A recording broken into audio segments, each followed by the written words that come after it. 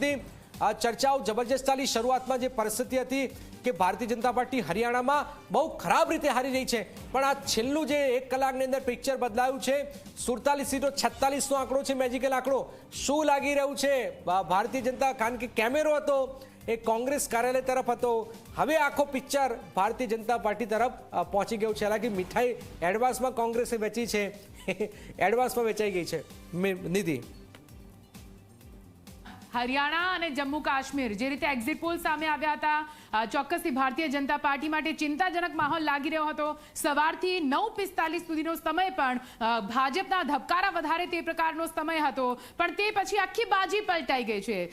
જનક, આપણે એ દ્રશ્યો જોયા છે, આંકડા ફરતા જોયા છે, કેવી રીતે પૂરા જે આંકડા છે જે કોંગ્રેસ માટે ખુશીના આંકડા હતા તે કેવી રીતે ચિંતામાં આવી ગયા, અને ભારતીય જનતા પાર્ટી માટે ટોટલ ઉલટું થઈ ગયું કે ભાઈ ત્યાં આગળ તે જીતતા હોય તે પ્રકારની પરિસ્થિતિ હરિયાણામાં સામે આવી રહી છે। સાથે સાથે જમ્મુ કાશ્મીરમાં પણ જે રીતે આંકડા અપક્ષથી લઈને તમામ સામે આવી રહ્યા છે, સારું પ્રદર્શન અહીંયા ભારતીય જનતા પાર્ટી કરતી હોય તેવું ચોક્કસથી લાગી રહી છે। જો કે ઇલેક્શન કમિશનની સાઇટ શું કહી રહી છે ત્યાંના આંકડા આપણે જાણવા ખૂબ જ જરૂરી બની જાય છે। તમે જુઓ મારી પાછળ આ ઇલેક્શન કમિશનની સાઇટ છે, હરિયાણાના અહીંયા આંકડા બતાવવામાં આવી રહ્યા છે, જમ્મુ કાશ્મીરના અત્યારે હાલના જે રિઝલ્ટના આંકડા છે એ સામે આવી રહ્યા છે। આ જે રુઝાન છે તેમાં જુઓ બીજેપી, તમે અહીંયા જો આપણે ડિટેલમાં જોઈશું પણ પહેલા જોઈ લો, બીજેપી અહીંયા આગળ 47 પર આગળ ચાલી રહી છે, જે હમણાં 46 હતું હવે વધીને 47 પર આગળ ચાલી રહી છે।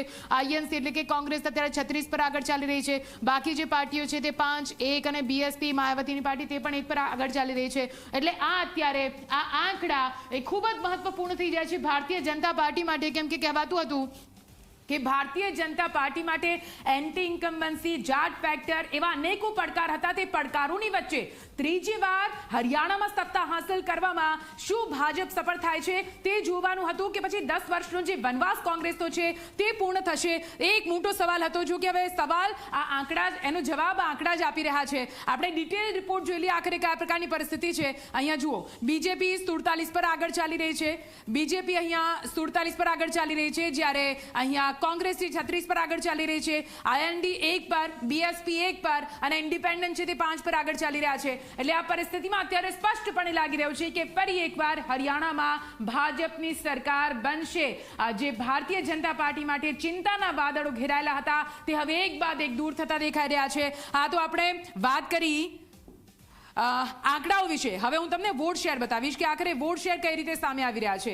અહીંયા જો આ જે બેઠકો છે તે બેઠકો વાઇઝ અહીંયા રિઝલ્ટ આપવામાં આવી રહ્યા છે, જે અલગ અલગ બેલ્ટ આપણે કહીએ છીએ, દેશવાલી બેલ્ટ હોય, બાગલ બેલ્ટ, બંગર બેલ્ટ, પછી આહિરવાલ બેલ્ટ, આ તમામ બેલ્ટમાં તમે જુઓ અત્યારે ઓરેન્જ કલર એટલે કે ભારતીય જનતા પાર્ટીનો કલર વધારે દેખાઈ રહ્યો છે, કેમ કે આ બધી એવી સીટો છે કે જ્યાં ભારતીય જનતા પાર્ટી જીતી રહી છે, અને આ વખતનું ઇલેક્શન ખરેખર ખૂબ જ મહત્વપૂર્ણ થઈ જાય, કેમ કે ભારતીય જનતા પાર્ટી જે પોતાની 47 બેઠકો જીતવાનો એક રેકોર્ડ છે તે રેકોર્ડ પણ હરિયાણામાં તોડતી, પોતાનો જ રેકોર્ડ તોડતી હોય તે પ્રકારે હાલ તો આંકડાઓ સામે આવી રહ્યા છે। હવે આપણે અહીંયા વોટ શેરની વાત કરીશું કે અત્યારે હાલ જે રુઝાન આવ્યા છે તે રુઝાન પ્રમાણે વોટ શેર શું કહી રહ્યું છે। અહીંયા જુઓ, આ વોટ શેર છે આમ આદમી પાર્ટી, જેને 1.53% જેટલા વોટ હરિયાણામાં મળ્યા છે। હરિયાણામાં તેમણે પોતાનો પગ પેસારો કર્યો અને પોતાનો પગ મજબૂત કરવા માટે ઘણા પ્રયત્નો કર્યા છે, છતાં પણ વોટ શેર એટલો નથી દેખાઈ રહ્યો। પણ વોટ શેર કોનો વધારે છે તો તમે જુઓ, અહીંયા ભારતીય જનતા પાર્ટીના અત્યારના રુઝાન પ્રમાણે 38.70 38.70% જેટલો વોટ શેર અહીંયા ઓરેન્જ તમે જોઈ રહ્યા છો આખો પટ્ટો, આ વોટ શેર એટલે કે હરિયાણાની પ્રજા કઈ રીતે ભારતીય જનતા પાર્ટી પર વિશ્વાસ જતાવી રહી છે આ વોટ શેર જ બતાવી રહ્યો છે। જો કે કોંગ્રેસનું પણ ખૂબ જ સારું પ્રદર્શન છે।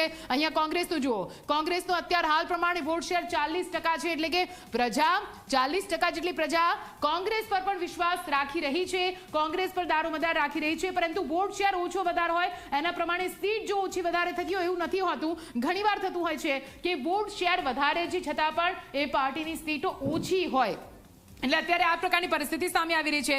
અન્ય તમે જોઈ રહ્યા છો અન્ય જે પાર્ટીઓ છે એમના પણ વોટ શેર કઈ રીતે છે, પણ સૌથી વધારે ભાજપ અને કોંગ્રેસના વોટ શેર આપણે જોવા હતા એ આપણે જોયા। આ તો આપણે વાત કરી અહીંયા હરિયાણા વિશે।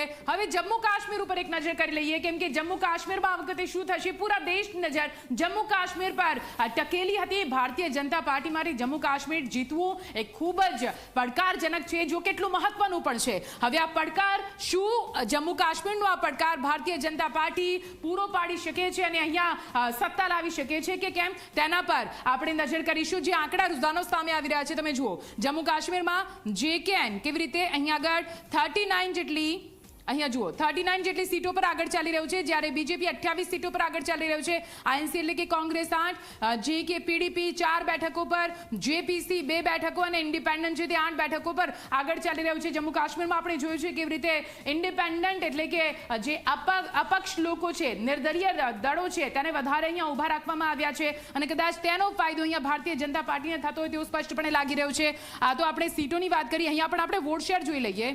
અહીંયા જુઓ તમે, આ બેઠકો જુઓ, આ બેઠકો તમે જોઈ રહ્યા છો, બેઠકોમાં ઓરેન્જ કલર છે એ તમામ ભારતીય જનતા પાર્ટી છે અને રેડ કલર છે ત્યાં આગળ NC થી લઈને જે આખું ગઠબંધન છે તે ગઠબંધન દેખાઈ રહ્યું છે. કઈ રીતે અહીંયા આગળ એક બાદ એક સીટ જીતી રહ્યા છે. અહીંયા આગળ પૂરેપૂરી શક્યતા એવી લાગી રહી છે કે કિંગ મેકર કદાચ અહીંયા નિર્દલીય દળો જે છે તે બની શકે છે. હવે જોવાનું રહેશે કે હંગ એસેમ્બલી અહીંયા સર્જાય છે કે કયા પ્રકારની સરકાર અહીંયા બને છે. પણ આપણે વોટ શેરની હવે અહીંયા આગળ વાત કરી લઈએ. તમે જુઓ અહીંયા તમે મારી રાઈટ સાઈડમાં વોટ શેર જોઈ રહ્યા છો. વોટ શેર બીજેપી, અહીંયા જો બીજેપીને 26% જેટલો વોટ શેર મળેલો છે.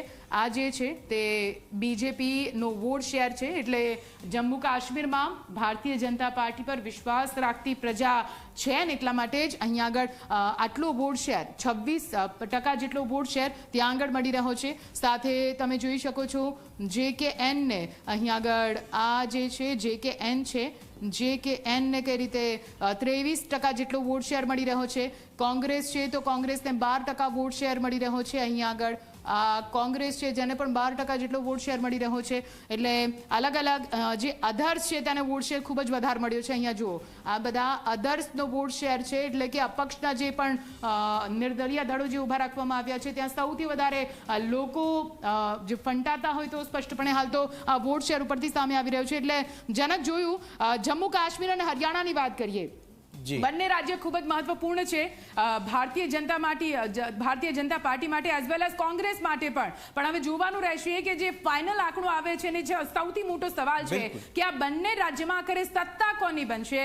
આંકડા ઘણા બધા સંકેતો આપી રહ્યા છે, પણ આપણે પૂરું રિઝલ્ટ એટલે કે પૂરો ચિતાર સામે આવે તેની રાહ જોવી પડશે. નિધિ કહી રહ્યા છે કે